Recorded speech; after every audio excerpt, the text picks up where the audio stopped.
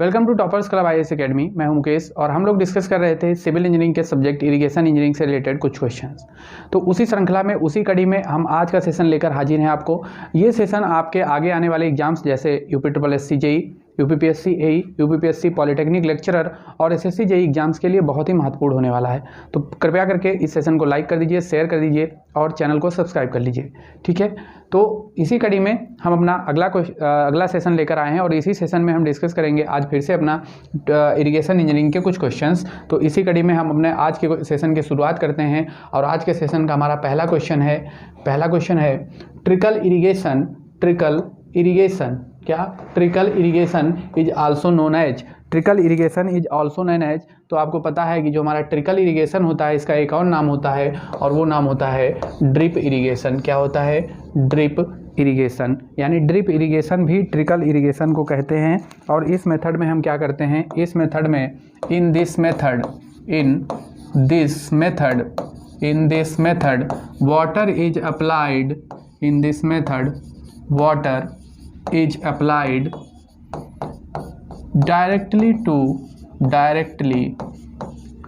directly to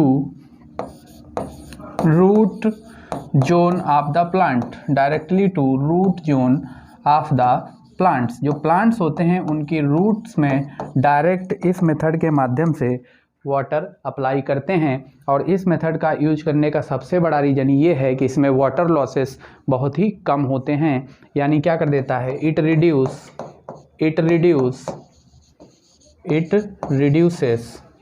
reduces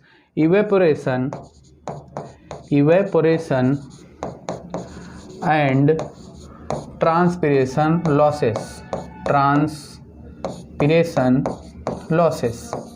ये क्या करता है? ये आपके इवेपोरेशन और ट्रांसपिरेशन लॉसेस को कम कर देता है, ठीक है। समझ में आया? चलिए नेक्स्ट क्वेश्चन देखते हैं। अगला क्वेश्चन है ब्लेनी क्रीडल इक्वेशन। जो आपका ब्लेनी क्रीडल इक्वेशन है यूज्ड फॉर कैलकुलेटिंग इवेपोट्रांसपिरेशन, या एक आपकी इक्वेशन होती है ब्लेनी क्रीडल, इसका यूज किया जाता है calculating evapotranspiration is ideal if and only when the following data set is available for a site. कह रहा है इसमें से कौन सा डाटा चाहिए होता है आपको कैलकुलेट करने के लिए इवेपोट्रांसपिरेशन। क्या?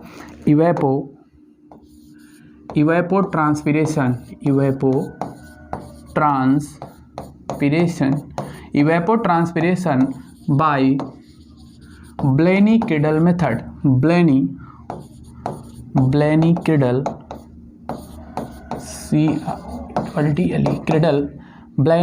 मेथड जो ट्रांसपिरेशन होता है उसको कैलकुलेट किया जाता है बाय ब्लेनी क्रीडल मेथड। और इसके लिए जो डाटा की रिक्वायरमेंट होती है वो होता है आपका air temperature.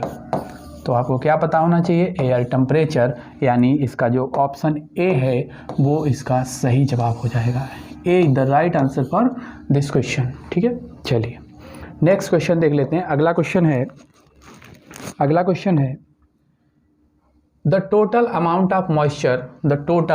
Of moisture that can be retained in a waste sample subjected to downward pull of a gravity is called। कह रहा है कि ग्रेविटी की वजह से, किसकी वजह से? ग्रेविटी की वजह से जो वाटर सॉइल में, कहाँ? सॉइल में अवेलेबल रहता है, या उसको हम कह सकते हैं कि वेस्ट सैंपल की तरह रहता है, उसका यूज नहीं किया जा सकता है, उसको क्या बोलते हैं? फील्ड कैपेसिटी बोलते हैं, मॉइस्चर कंटेंट बोलते हैं, स्पेसिफिक बोर्ड बोलते हैं या फिर हाइड्रोलिक कंडक्टिविटी बोलते हैं। तो इस तरीके के जो वाटर को, जो कि मॉइस्चर या वाटर हम बोल सकते हैं कि जो कि ग्रेविटी की वजह से, डाउनवर्ड पुल अप ग्रेविटी की वजह से हमारा सॉइल में स्टोर रहता है, तो इसको हम बोल देते हैं फील्ड कैपेसिटी। यानी ए इसका सही जवाब हो जाएगा। A the right answer for this question. क्या हो जाएगा? Field capacity. इसको हम बोल देते हैं फील्ड कैपेसिटी, ठीक है, फील्ड कैपेसिटी। चलिए नेक्स्ट क्वेश्चन देख लेते हैं। अगला क्वेश्चन है एब्सोल्यूट ह्यूमिडिटी इन एयर, जो एब्सोल्यूट ह्यूमिडिटी है एयर की वो क्या होती है? Absolute humidity in air, air में जो एब्सोल्यूट ह्यूमिडिटी होती है वो increase at higher altitude, altitude बढ़ने के साथ इंक्रीज होती है, या फिर डिक्रीज एट हायर एल्टीट्यूड, या फिर हायर एल्टीट्यूड पे डिक्रीज हो जाती है, या फिर remains constant at all altitude, या फिर किसी भी एल्टीट्यूड पे उसमें कोई चेंजेस नहीं आते हैं, या फिर रिमेंस कांस्टेंट हो गया, या फिर इंक्रीजेज एट ऑल एल्टीट्यूड, या फिर ऑल सभी एल्टीट्यूड्स पे बढ़ती है, फिर नन ऑफ द अबव। तो आपको पता है कि इसका सही जवाब है decrease at higher altitude, decrease at higher altitude B इसका क्या है? सही जवाब है। यानी जैसे ही आप एल्टीट्यूड बढ़ाएंगे, हाइट बढ़ाएंगे, जो ह्यूमिडिटी है एयर की, एब्सोल्यूट ह्यूमिडिटी है वो आपकी वो क्या हो जाएगी? वो भी डिक्रीज कर जाएगी। ठीक है, बात कर लेते हैं कि एब्सोल्यूट ह्यूमिडिटी होती क्या है। एब्सोल्यूट ह्यूमिडिटी होती क्या है? तो एब्सोल्यूट ह्यूमिडिटी क्या होती है कि absolute humidity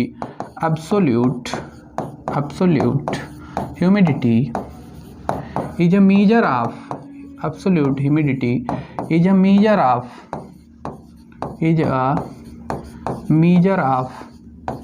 actual moisture content available in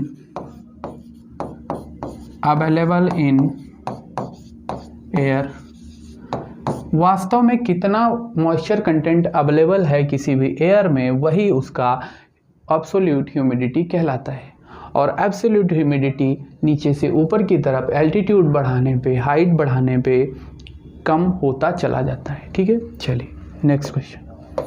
अगला प्रश्न है, next question This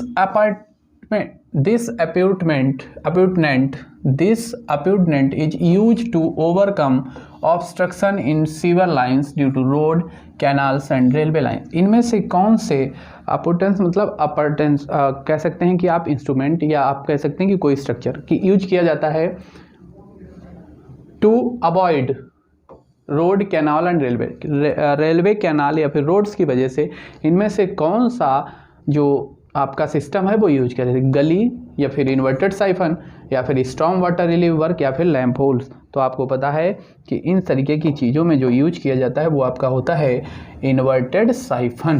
be the right answer for this question. क्या हो जाएगा? Be the right answer for this question. अब बात कर लेते हैं इन्वर्टेड साइफन की। तो ये यूज क्यों किए जाते हैं? तो दे आर यूज्ड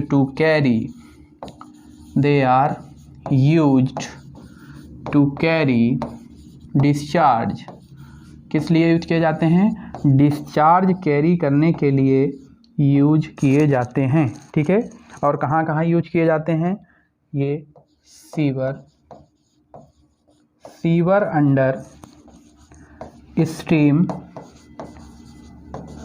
कहाँ? At sewer under stream, under highway,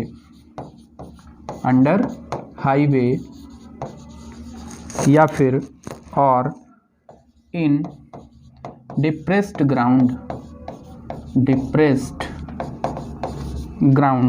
ठीक है, डिप्रेस्ड ग्राउंड। ठीक है, तो ये आपका इन्वर्टेड साइफन कहाँ यूज होता है? जहाँ पे भी आपका या तो कोई सीवर अंडर स्ट्रीम निकालना हो, या फिर अंडर हाईवे निकालना हो, या फिर किसी भी डिप्रेस्ड ग्राउंड से निकालना हो। चलिए नेक्स्ट क्वेश्चन। अगला क्वेश्चन है, command area which includes both cultivable and uncultivable area is known as. कह रहा है कि कौन से एरिया? आपके दो एरिया होते हैं, एक कल्टिवेबल एरिया होता है और एक होता है आपका cultivable area is known as. कह रहा है कि वो कमांड एरिया जो इन दोनों को इंक्लूड करता है उसको क्या बोलते हैं? Cultivable command area, gross command area, या फिर नेट कमांड एरिया, या फिर एक्सटेंसिव कमांड एरिया। तो इसको हम बोलते हैं GCA, gross command area. GCA क्या होता है आपका? ये होता है culturable command area plus unculturable command area. ठीक है, अनकल्चरेबल कमांड एरिया, यानी इसका सही जवाब हो जाएगा B, gross command area GCA। GCA equal to होता है CCA प्लस UCCA। ये होता है uncommanded area, unculturable command area, ठीक है, UCCA। चलिए नेक्स्ट क्वेश्चन, अगला क्वेश्चन है कंसीडर द फॉलोइंग कंडीशन। कह रहा है कि फॉलोइंग कंडीशन को कंसीडर करिए और फिर इसमें से जो कोड दिए गए हैं 4 उनको सही जवाब टिक करिए। तो चलिए देखते हैं। पहला है place having high ground water table, consider the following condition, place having higher ground water table. दूसरा है place having impervious soil occurring at a depth of 2 metre to 3 metre below the ground surface. तीसरा है place with moderate land slope. अब question पढ़ते हैं। The system of sub surface irrigation can be employed usually under the condition. तो कह रहा है कि जो system of sub surface irrigation है उसको किस कंडीशन में यूज कर सकते हैं, क्या उन प्लेसेस पे जहाँ पे हाई ग्राउंड वाटर टेबल हो, या फिर उन प्लेसेस पे हैविंग इम्परवियस सॉइल हो डेप्थ ऑफ 2 to 3 मीटर, ठीक है, या फिर place with moderate land slope. तो जो आपका कौन सा, जो आपका ये system of sub surface irrigation है इसका यूज किया जा सकता है आपका places with moderate land slope, सही है। Places having impervious soils occurring at a depth of 2 to 3 metre below the ground surface, यह भी सही है। पहला गलत है, यानी बी इसका सही जवाब हो जाएगा, सेकेंड एंड थर्ड।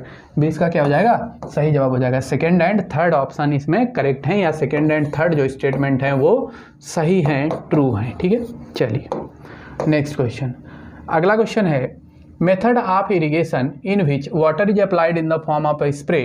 कह रहा वो मेथड जिसमें हम वाटर को अप्लाई करते हैं एक स्प्रे के फॉर्म में एज इन ऑर्डिनरी रेट, जैसे कि आपकी बारिश होती है उस तरीके के, तो इसको हम बोलते हैं स्प्रिंकलर इरीगेशन। क्या बोलते हैं, स्प्रिंकलर इरीगेशन, ठीक है, इसको हम बोलते हैं स्प्रिंकलर इरीगेशन, ठीक है, क्या बोलते हैं, स्प्रिंकलर इरीगेशन। चलिए नेक्स्ट क्वेश्चन देखते हैं। अगला क्वेश्चन है, नेक्स्ट क्वेश्चन है the percentage of total quantity of fresh water, the percentage of total quantity of fresh water available in the world of either in the liquid state और in the frozen state is about. कह रहा है कि जो percentage of total quantity of fresh water होता है वो विश्व में या वर्ल्ड में कितनी मात्रा में अवेलेबल है। तो ये आपका हमने बताया था कि जो आपका फ्रेश वाटर होता है, क्या होता है, फ्रेश वाटर, आपको पता है कि जो फ्रेश वाटर होता है वो मात्र 2.5% ही अवेलेबल है। बाकी का जो 97.5% वाटर होता है वो कैसा वाटर होता है, सलाइन वाटर होता है, ठीक है, सलाइन वाटर होता है। तो इस प्रकार इसका सही जवाब क्या हो जाएगा, इसका सही जवाब हो जाएगा option A is the right answer for this question, 2.5%, ठीक है, क्या हो जाएगा 2.5%। चलिए नेक्स्ट क्वेश्चन देखते हैं। अगला क्वेश्चन है, अगला क्वेश्चन देख लेते हैं। नेक्स्ट क्वेश्चन है a substance thermodynamic propensity to question देख लेते हैं, क्वेश्चन देख लेते हैं क्या है, a substance thermodynamic propensity to escape from one environment compartment to another is termed at। कह रहा कि वो आप एक सेकंड कहते हैं प्रोपेंसिटी मतलब प्रॉपर्टी, क्या होना चाहिए यहाँ, प्रॉपर्टी होना चाहिए, ठीक है, प्रॉपर्टी, वो प्रॉपर्टी जिसकी वजह से कोई भी सबस्टांस थर्मोडायनेमिकली एक इन्वायरमेंट से दूसरे इन्वायरमेंट ट्रांसफ़र करता है, उसको हम क्या बोलते हैं, तो उसको हम बोलते हैं फिगासिटी। क्या बोलते हैं, फिगासिटी, यानी बी इसका सही जवाब हो जाएगा, फिगासिटी, ठीक है। फिगासिटी क्या होती है, फिगासिटी हैज, इट हैज, फिगोसिटी होता है it has unit of pressure, एक तरीके से इसको आप बोल सकते हैं प्रेशर होता है, it has unit of pressure, और प्रेशर की यूनिट क्या होती है, पास्कल होती है, ठीक है, क्या होती है, पास्कल होती है। चलिए नेक्स्ट क्वेश्चन देखते हैं। अगला प्रश्न है, अगला प्रश्न है the total volume of water, the total volume of water on earth is estimated around, जो टोटल वॉल्यूम ऑफ वाटर है अर्थ पे वो कितना होता है, तो वो लगभग होता है 1.386 billion kilometre cube, billion kilometre cube, यानी ए इसका सही जवाब हो जाएगा, A is the right answer for this question, ठीक है, जिसमें से 97.5% वाटर आपका सलाइन वाटर होगा और मात्र 2.5% वाटर आपका फ्रेश वाटर होगा, ठीक है, 2.5% वाटर आपका फ्रेश वाटर होगा। चलिए नेक्स्ट क्वेश्चन देखते हैं। अगला क्वेश्चन है available moisture in soil can be computed as, कह रहा है जो मॉइस्चर होता है अवेलेबल किसी भी सॉइल में उसको कैसे कंप्यूट किया जा सकता है। तो आपको पता है कि इसको कैसे कंप्यूट किया जा सकता है, field capacity minus permanent wilting point, क्या हो जाएगा field capacity FC minus PWP permanent wilting capacity, यानी ए इसका सही जवाब हो जाएगा, field capacity minus permanent wilting point. A the right answer for this question. अगर आपको सेशन पसंद आ रहा है तो वीडियो को लाइक जरूर कर दीजिए, शेयर भी कर दीजिए और चैनल को भी सब्सक्राइब कर लीजिए। अपना अगला क्वेश्चन देखते हैं हम। नेक्स्ट क्वेश्चन है condition favouring the adaptation of sprinkler irrigation method is और कह रहा है इनमें से कौन सी कंडीशन फेवर करती है किसका, स्प्रिंकलर मेथड का यूज का। ठीक है, स्प्रिंकलर मेथड के यूज का। तो पहला है when the water is available with difficulty and scarce, कह रहा है कि जब वाटर अवेलेबल होता है बड़ी डिफिकल्टी के साथ, कठिनाई के साथ, आसानी से वाटर उपलब्ध नहीं होता तब हम यूज करते हैं इसका। तो ये क्या है, ये गलत है। When the water table is low, तो यह भी गलत है। When the land soil is excessively permeable और when the soil is highly impermeable, तो यह भी गलत है। ये तीनों तो गलत हो गए। चौथा क्या है, when the water is available with difficulty and when the land soil is excessively permeable और when the soil is highly impermeable. हाँ तो ठीक है, option D the right answer for this question. क्या हो जाएगा, जब हमारा वाटर बड़ी कठिनाई से अवेलेबल हो, साथ ही साथ हमारा जो सॉइल है वो एक्सेसिवली परमिएबल हो या फिर सॉइल बहुत ही ज़्यादा इम्परमिएबल हो, तब हम किस मेथड का यूज करेंगे, तब हम अपना जो स्प्रिंकलर मेथड है उसका यूज करेंगे। स्प्रिंकलर मेथड में स्प्रे के रूप में जो आपका वाटर है उसको अप्लाई किया जाता है। चलिए नेक्स्ट क्वेश्चन देखते हैं। अगला क्वेश्चन, अगला प्रश्न है in drip irrigation system which one of the following emitters is not based on definitions by American Society of Agricultural engineer ASAE। कह रहा है ASAE के अकॉर्डिंग, किसके अकॉर्डिंग, ASAE के अकॉर्डिंग इनमें से कौन सा मेथड या कौन सा एमीटर नहीं बेस्ड है जो डेफिनीशन दी गई है ASAE के द्वारा उसके अकॉर्डिंग। तो इसमें आपको पता है कि कौन सा नहीं दिया गया है। तो इसमें आपका ये जो पल्सेटिंग एमीटर है ये आपका ASAE के अकॉर्डिंग नहीं है। एज पर ASAE इसके अकॉर्डिंग नहीं है आपका पल्सेटिंग एमीटर। ठीक है, तो इसके अकॉर्डिंग जो है वो पल्सेटर एमिटिंग नहीं है। अगर हम टाइप्स ऑफ एमीटर की बात कर लें, यहाँ पे टाइप्स ऑफ एमीटर की बात कर लें, तो टाइप्स ऑफ एमीटर इसका है लॉन्ग पाथ एमीटर, क्या है लॉन्ग पाथ एमीटर या फिर मल्टी आउटलेट एमीटर, और साथ ही साथ इसका एक और एमीटर होता है उसको हम बोलते हैं नोजल टाइप। क्या बोलते हैं, नोजल टाइप। ठीक है, उसको हम बोलते हैं नोजल टाइप। चलिए नेक्स्ट क्वेश्चन देखते हैं, अगला प्रश्न देखते हैं आज का अपना अगला प्रश्न। A tubewell having a capacity of 4 metre cube, एक ट्यूबवेल है जिसकी कैपेसिटी दी गई है 4 metre cubes per hour, operates for 20 hours, कह रहा है 20 घंटे के लिए चलता है ईच डे, प्रतिदिन। During the irrigation season how much area can be commanded if the irrigation interval is 20 days at a depth of irrigation is 7 centimetre. ये आपको क्वेश्चन दिया गया है, कह रहा है कि कोई एक सिस्टम है या कैपेसिटी है उसकी 4 मीटर क्यूब, एक ट्यूबवेल की कैपेसिटी कितनी है 4 मीटर क्यूब पर आवर और 20 घंटे के लिए चलता है, और जो इरिगेशन की जो वो इंटेंसिटी बोल सकते हैं इसको, या इसको कह सकते हैं कि इंटरवल है वो 20 दिन पे है, और डेप्थ जो इरिगेशन की है वो 7 सेंटीमीटर है। तो बताइए कि कितना एरिया इससे हम इरिगेट कर सकते हैं। तो इससे कितना एरिया इरिगेट कर सकते हैं, सबसे पहले तो हमको क्या दिया गया है, हमें क्यू की वैल्यू दी गई है। क्या किसकी वैल्यू दी गई है, क्यू की। और क्यू कितना दिया गया आपको क्वेश्चन में, 4 metre cube per hour per day. ठीक है, पर आवर पर डे। चलिए आगे हमको अगर निकालना हो क्यू 20 डेज़ के लिए तो हम क्या निकालेंगे, क्यू 20 डेज़ के लिए। ठीक है, तो क्यू 20 डेज़ के लिए अगर निकालना हो तो ये हो जाएगा 4 इंटू कितने दिन के निकालना है 20 दिन के लिए, और एक दिन में कितना चलता है 20 आवर्स चलता है। ठीक है, तो ये आपका हो जाएगा 1600 मीटर क्यूब, 1600 मीटर क्यूब। क्यों, तो 2 4 चौके 1600 मीटर क्यूब। अब यहाँ से अगर हम एरिया निकालना चाहें तो एरिया हो जाएगा आपका डिस्चार्ज, एरिया क्या होता है डिस्चार्ज बटा डेप्थ, डिस्चार्ज बटा डेप्थ। ये आपको पता है कि एरिया क्या होता है, डिस्चार्ज अपॉन डेप्थ। तो डिस्चार्ज हो गया आपका 1600, ठीक है, और आपका जो डेप्थ है वो कितना है 7 सेंटीमीटर। तो इसको मीटर में कर लो, 7 गुणा -10⁻²। इसको सॉल्व करोगे यहाँ से तो ये आ जाएगा 2.29 के समथिंग। कितना आ जाएगा 2.29 इंटू 10⁴ मीटर स्क्वायर। यानी इसका सही ऑप्शन कौन सा हो जाएगा, D. D is the right answer for this question. D इसका क्या हो जाएगा, सही जवाब। मुझे समझ में आया। चलिए देख लेते हैं फिर से एक बार।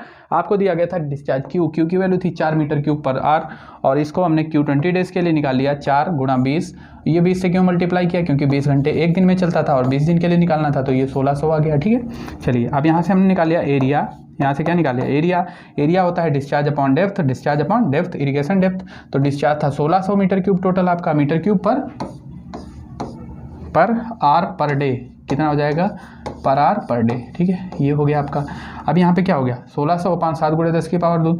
तो ये यहाँ से क्या निकल के आया, यहाँ से जो एरिया निकल के आया वो आया आपका 2.29 गुणे 10⁴ मीटर स्क्वायर। चलिए नेक्स्ट क्वेश्चन देख लेते हैं। अगला क्वेश्चन है, next question, there is a minimum wastage of water in. कह रहा है कि सबसे कम वेस्टेज ऑफ वाटर किस में होता है, स्प्रिंकलर इरिगेशन में होता है, फुरो इरिगेशन में होता है, चेक बेसिन इरिगेशन में होता है, फिर वाटर मेथड में।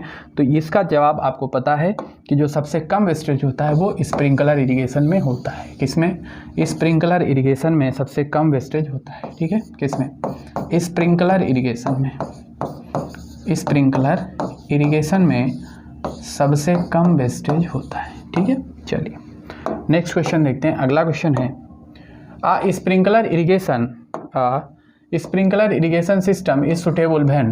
कह रहा है कि स्प्रिंकलर इरिगेशन सिस्टम कब सुटेबल होता है, जब the land gradient is steep and the soil is easily erodible, या फिर the soil is having low permeability, the water table is low, या फिर the crop to be grown have deep roots. तो sprinkler irrigation का use तभी किया जाता है जब हमारी लैंड ग्रेडियंट बहुत ही स्टीप हो और सॉइल जो हो वो इजिली और इरोडेबल हो। ठीक है, तो इसका सही जवाब क्या हो जाएगा, A is the right answer for this question. चलिए नेक्स्ट क्वेश्चन देखते हैं। अगला क्वेश्चन है the highest water saving method of irrigation. इनमें से कौन से मेथड में जो वाटर सेविंग होती है वो हाईएस्ट होती है। तो अभी आपको हम बता चुके हैं कि ये किस में होती है, ये आपकी ड्रिप इरिगेशन में होती है। किस में होती है, ड्रिप इरिगेशन में। क्यों ड्रिप इरिगेशन में क्यों होती है, क्योंकि ये डायरेक्टली रूट जोन में, किसमें, रूट जोन में वाटर को अप्लाई करता है। चलिए नेक्स्ट क्वेश्चन। अगला क्वेश्चन है when crops are grown on ridge running on the sides of the ditches then the kind of irrigation adopted is called. कह रहा है जब क्रॉप ग्रो की जाती है कहाँ, रिजेस पे, running on the sides of the ditches. जो हमने डिचेस बनाई हैं उनकी साइड्स पे जो क्रॉप ग्रो की जाती हैं तो वहाँ पे the kind of irrigation adopt, जो काइंड ऑफ इरिगेशन होता है उसको हम क्या बोलते हैं, कौन सा इरिगेशन इसमें से यूज करते हैं, ड्रिप इरिगेशन या फिर फ्यूरो इरिगेशन या फिर फ्लड इरिगेशन या फिर चेक इरिगेशन। तो इस टाइप के सिस्टम में हम फ्यूरो इरिगेशन यूज करते हैं। कौन सा, फ्यूरो इरिगेशन यूज करते हैं। ठीक है, फ्यूरो इरिगेशन यूज करते हैं। समझ में आया। चलिए ठीक है, नेक्स्ट क्वेश्चन देखते हैं। आज का अपना अंतिम प्रश्न देखते हैं। लास्ट क्वेश्चन है हमारा आज का हमारा क्या है, आखिरी क्वेश्चन है, और आखिरी क्वेश्चन को हम अभी देखेंगे। आखिरी क्वेश्चन है ये, देखिए ये रहा आपकी स्क्रीन पे। क्या है, which of the following not a cash crop. Which of the following not a cash crop. इनमें से कौन सी एक कैश क्रॉप नहीं है। तो आपको पहले ये पता होना चाहिए कि कैश क्रॉप होती क्या हैं। तो आपको क्या पता होना चाहिए कि कैश क्रॉप क्या होती हैं। तो कैश क्रॉप हमारी वो सभी क्रॉप्स होती हैं जिनको जो भी हमारा फार्मर या किसान होता है वो उगाता है, अपने यूज के लिए नहीं उगाता है। वो किसके लिए उगाता है, वो उसको उगा के और उसको मार्केट में जाके तुरंत बेच देता है। जैसे आपका गन्ना हो गया, जैसे कपास हो गया, जैसे आपका तंबाकू की खेती हो गई, या फिर आपका चाय की खेती हो गई, कॉफ़ी की खेती हो गई। तो ये सारी की जो चीज़ें होती हैं इनका यूज किसान क्या करता है, इनका खुद तो नहीं करता है लेकिन बाद में मार्केट से आने के बाद में, पहले वो खुद से खेत में उगा के खुद ही यूज नहीं कर लेता, उसको जाके बेच देता है। ठीक है, मार्केट में। तो ऐसी फसलों को जो कि किसी भी एग्रीकल्चरल के द्वारा, जो भी एग्रीकल्चरिस्ट है उसके द्वारा वो खुद के यूज के लिए ना यूज की गई हो, ठीक है, खुद के यूज के लिए नहीं रखता है, उनको हम बोल देते हैं कैश क्रॉप। तो इसमें देख लेते हैं, हमारा पहला है कॉटन, दूसरा है कॉफ़ी। पहला क्या है, कॉटन है, दूसरा है कॉफ़ी, और तीसरा हमारा जो इसमें है वो है ग्राउंडनट, और फिर चौथा है राइस। तो इसमें से जो राइस है, क्या है, राइस का यूज किसान खुद करता है और उसको मार्केट में जाके तुरंत बेचता नहीं है, तुरंत बेचता नहीं है, उसका यूज़ वो खुद भी करता है। तो जो राइस है या चावल है वो क्या है, ये rice is not a cash crop. जो राइस है वो कैश क्रॉप नहीं है, यानी डी इसका क्या हो जाएगा, सही जवाब हो जाएगा। ठीक है, तो ये था हमारा आज का सेशन। अगर आपको हमारा सेशन पसंद आया है और ऐसे ही आप और चाहते हैं कि आपको इस तरीके की वीडियो मिलते रहें तो हमारे चैनल के साथ जुड़े रहिए, वीडियो को लाइक करिए, शेयर करिए। मिलते हैं अगले वीडियो में, तब तक के लिए जय हिंद।